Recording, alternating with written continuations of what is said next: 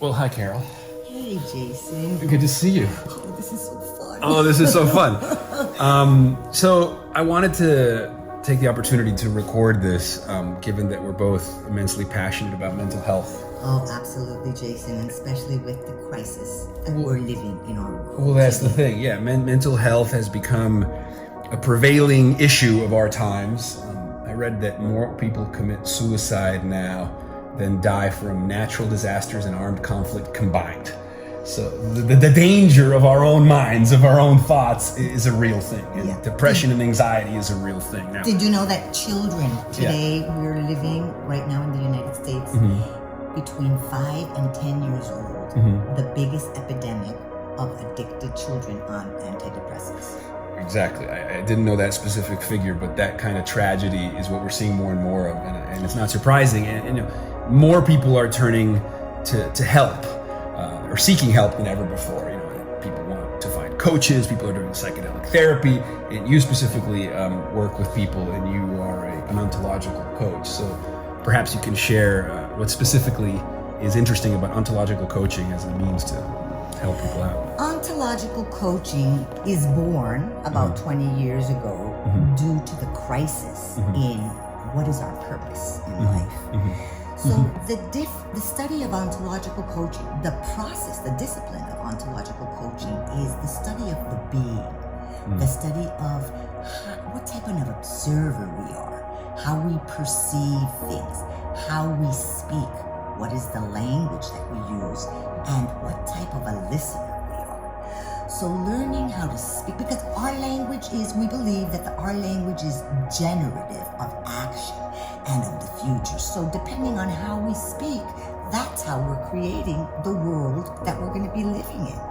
Now, I've heard that this line that says that language is more than just a description of the world. Language is more than just descriptive. Language is generative. Absolutely. I speak, therefore I am. Absolutely. And that's the essence of what you're getting at, And right? that's what we do. So we, as an ontological coach, first of all, you establish a rapport with your coachee where they have a space where they feel confident to be able to open up and look within. Through questions, through powerful questions. Well, where did that belief come from? And is it true? Is it true? Is a really good question we need to ask ourselves all day long. As you know, Jason, science now tells us that we have 60,000 thoughts a day, of which 95% are repetitive and 85% are negative. So all day long, we're listening to this inner dialogue. Right, the monkey mind. The monkey mind that is driving us bananas. And so as a coach, I invite you to stop, to listen, to observe, to ask yourself, is it true? Who gave me that belief? Where does it belong? Where did it come from? From the television, from a teacher, from a nanny, from my parents? It's true.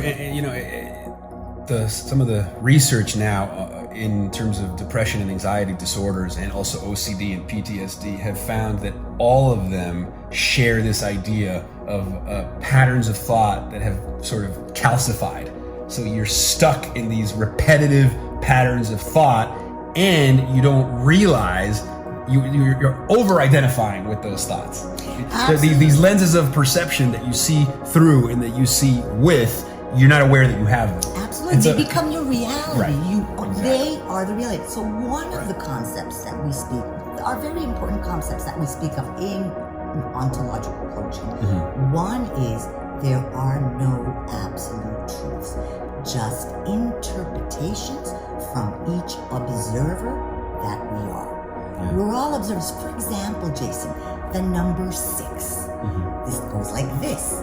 If I'm standing here, I'm going to see a 6. And if you're standing where you are, you're a 9. It's the same 6, but we're looking at it from a different point of view. And so through ontological coaching, through my coaching, we look at different points of view and how would you feel if you were here and if you changed it. And on top of it, Jason, I've been 40 years in the path of self-discovery and studies of the mind and research. This has been my passion. So to my coaching sessions, it means that you've harbored your own difficulties, right? As they say, it's only the wounded therapist that can heal, which I relate to. You know, people say that I do these videos that affect people, and I often tell people, yeah, it's because I'm well acquainted with a certain kind of pain and a certain kind of loss and a certain kind of longing, and I've taken that and used that as the inspiration for my work. But in coaching, as they say, and I'm going to say it in Spanish for people to know that I also speak Spanish. Claro, hablan español, exactamente. El coach sana desde su herida. So we help through our wounds, through our ability to empathize with the person.